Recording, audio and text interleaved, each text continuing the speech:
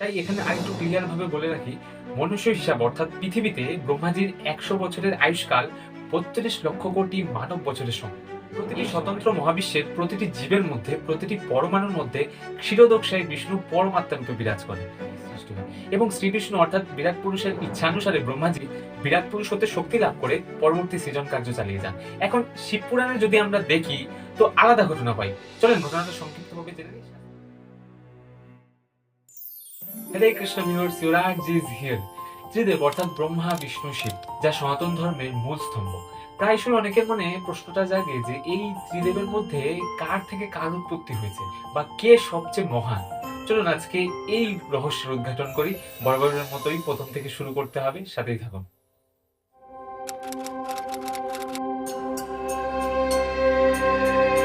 This lifespan of Brahma, each kalpa has had different entities being created. Lord Vishnu has appeared in different avatars. It's not just the 10 main avatars that we know. There are various avatars that have happened. These different beings have come and gone, and Brahma has recreated, everything again and again and again, multiple times. He's been doing it every day. Every morning Brahma starts creating, and every night it gets dissolved. Again, every morning he starts afresh with some inputs from the previous experiences. So each Puran belongs to a different kalpa. এক এক পুরাণে এক এক ভগবানকে প্রাধান্য দেওয়া হয়েছে, এক এক ভগবানের মহানত্বের গুণগান গাওয়া হয়েছে। বিষ্ণু পুরাণে শ্রী বিষ্ণুকে প্রাধান্য দেওয়া হয়েছে, শ্রী বিষ্ণু হতে সকল কিছু সৃষ্টি এটি বলা হয়েছে। শিব পুরাণে আবার ভগবান শিবকে সকল কিছু সৃষ্টি এবং ধ্বংসের মূল বলা হয়েছে। আবার ভাগবত পুরাণ অনুসারে ভগবান শ্রীকৃষ্ণকে সর্বকারণের কারণ বলা হয়েছে। কিন্তু ঋগ্বেদের পুরুষ সূক্তে বিরাট পুরুষের বর্ণনা করা হয়েছে, যার থেকে সকল কিছু সৃষ্টি বলা হয়েছে।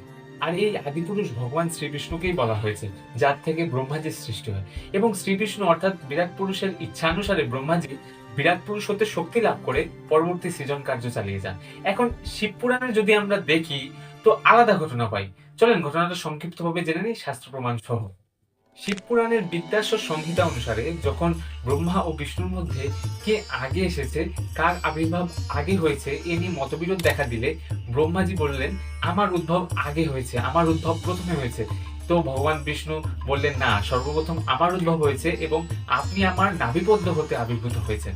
মতবিরোধ চরম পর্যায়ে পৌঁছালে সেখানে একটি অগ্নিরূপী শিবলিঙ্গের প্রকাশ ঘটে। এখানে শিবলিঙ্গ মানে অগ্নির একটি বৃহৎ স্তম্ভকে বোঝানো হয়েছে। এই আগুনের স্তম্ভ ব্রহ্মা এবং বিষ্ণুকে নির্দেশ দিল যে যে এই লিঙ্গের শেষ প্রান্ত খুঁজে পাবে সেই সর্বশ্রেষ্ঠ। তখন ব্রহ্মাজি ওই লিঙ্গের উপরের দিকে গমন করলেন তার শেষ প্রান্ত খোঁজার জন্য, এবং শ্রী বিষ্ণু গমন করলেন নিচের দিকে। কিন্তু কেউ আর তখন শেষ প্রান্ত খুঁজে পেল না, আবার তারা আগের জায়গায় ফিরে গেলেন। তখন ভগবান শিবের ওই লিঙ্গ হতে উদ্ভব ঘটে, যাকে লিঙ্গ উদ্ভব শিবাও বলা হয়ে থাকে। তো তখন ভগবান শিব বললেন যে আমি সুপ্রিম, আমি সর্বশ্রেষ্ঠ, আর আমার থেকেই আপনাদের উদ্ভব ঘটেছে। এখন শ্রীমদ্ ভাগবত মহাপুরাণ অনুসারে পরমেশ্বর ভগবান শ্রীকৃষ্ণকেই সকল সৃষ্টির মূল বলা হয়। ভগবান শ্রীকৃষ্ণ 3 রূপে প্রকাশিত হয়েছে: কারণদোক্ষায়ী বিষ্ণু বা মহাবিষ্ণু, গর্ভদোক্ষায়ী বিষ্ণু এবং ক্ষীরোদোক্ষায়ী বিষ্ণু। ভগবান শ্রীকৃষ্ণ প্রথমে কারণদোক্ষায়ী বিষ্ণু বা মহাবিষ্ণু রূপে প্রকাশিত হলেন। এই মহাবিষ্ণুর নিঃশ্বাস থেকে অর্থাৎ নাসারন্ধ্রের ছিদ্র থেকে যখন নিঃশ্বাস ত্যাগ করেন তখন অগণিত ব্রহ্মাণ্ডের অগণিত মহাবিশ্বের প্রসারিত হয়। তারপর মহাবিষ্ণু ওই প্রতিটি স্বতন্ত্র মহাবিশ্বে গর্ভদোক্ষায়ী বিষ্ণু রূপে প্রবেশ করেন। এই গর্ভদোক্ষায়ী বিষ্ণুর নাভিপদ্ম হতে ব্রহ্মার আবির্ভাব ঘটে এবং অতঃপর রুদ্রেরও আবির্ভাব হয়। প্রতিটি স্বতন্ত্র মহাবিশ্বের প্রতিটি জীবের মধ্যে, প্রতিটি পরমাণুর মধ্যে ক্ষীরোদোক্ষায়ী বিষ্ণু পরমাত্মা রূপে বিরাজ করেন। শেষে মহাবিষ্ণুর শ্বাস গ্রহণে সমগ্র সৃষ্টি মহাবিষ্ণুতেই সমাহিত হয়। তো এই মহাবিষ্ণু একবার শ্বাস ত্যাগে সমগ্র সৃষ্টি প্রসারিত হয়। ব্রহ্মার 100 বছর আয়ুষ্কাল অতিবাহিত হয়, যা মনুষ্য হিসাবে 311 ট্রিলিয়ন হিউম্যান ইয়ার্স, অর্থাৎ মনুষ্য হিসেবে 32 লক্ষ কোটি মানব বছর, যা মহাবিষ্ণুর একটি শ্বাস ত্যাগে অতিবাহিত হয়। আর এই হিসাবটি আমাদের মহাবিশ্বের জন্য, এরকম অগণিত মহাবিশ্ব রয়েছে, ওখানে হয়তো আলাদা হিসাব থাকতে পারে, উই ডোন্ট নো। এই সময়ের বর্ণনা আমি এই ভিডিওটিতে বিস্তারিত বলে রেখেছি, ডেসক্রিপশনে লিংক পেয়ে যাবেন, চাইলে দেখে নিতে পারেন। বর্তমানে আমরা ব্রহ্মাজির আয়ুষ্কালের 51 বছরের সপ্তম মন্বন্তরের প্রথম দিনের বিকাল বেলায় বাস করছি। ব্রহ্মাজির 360 দিনে হয় 1 বছর, এবং প্রত্যেক দিনকে এক কল্প বলা হয়। এই প্রত্যেক কল্পের শুরুতে অর্থাৎ ব্রহ্মার দিনের শুরুতে সকল কিছু সৃষ্টি করেন এবং দিনের অন্তে সকল কিছু ধ্বংস হয়। আবার আরেক দিনের শুরুতে আবার নতুন করে সৃষ্টি হয় এবং দিন অন্তে, ব্রহ্মাজির দিন অন্তে আবার ধ্বংসপ্রাপ্ত হয়। তো এক এক পুরাণের লিখিত ব্যাখ্যা এক এক কল্পে, কোনো কল্পে ব্রহ্মার আবির্ভাব আগে হয়েছে, তো কোনো কল্পে ভগবান বিষ্ণু, তো আবার অন্য কোনো কল্পে ভগবান শিবের আবির্ভাব আগে হয়েছে।